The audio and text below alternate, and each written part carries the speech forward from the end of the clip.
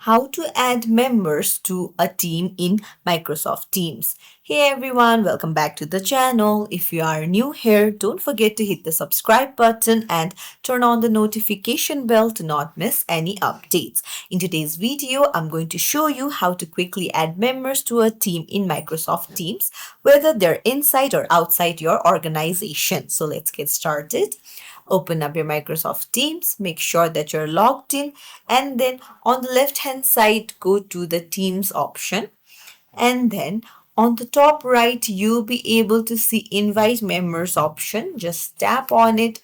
And here you need to type the name, email, or phone number of the individuals you want to add to this community. You can add up to 30 people at a time. Or what you can do is you can go to the link option and then you can copy the link and then send it to the people whom you want to add to the team. So it's as simple as that.